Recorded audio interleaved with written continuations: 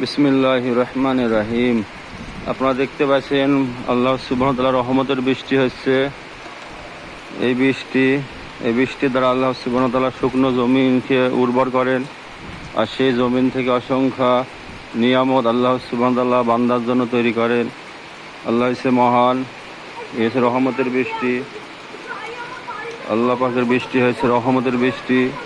আর এই বৃষ্টিকে আল্লাহ সুবহানাহু ওয়া তাআলা মানুষের গুনাহের কারণে রহমতকে আল্লাহ সুবহানাহু ওয়া তাআলা খারাপ জায়গায় পৌঁছিয়ে দেন, মানুষের জীবন নাশের কারণ হয়ে দাঁড়ায়। যখন বান্দা আল্লাহ থেকে দূরে সরে যায়, আল্লাহ পাক আযাব দেন। বৃষ্টি দ্বারাতে বান্দাকে আল্লাহ পাক শেষ করেন। আল্লাহ হচ্ছে সমস্ত কিছুর মালিক।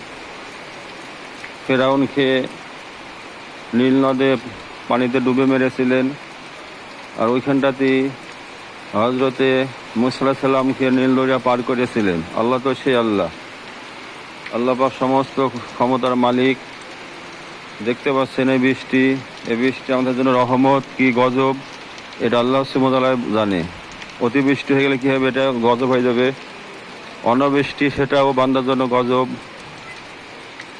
তো আল্লাহর কাছে এই প্রার্থনা করতে হবে যেন আল্লাহ আমাদেরকে এই বৃষ্টিকে রহমতের বৃষ্টি বানায় দেয়। আল্লাহ আমাদের প্রত্যেকে কবুল করুক। আল্লাহ তোমার এই বৃষ্টিকে রহমতের বৃষ্টি বানায় দাও।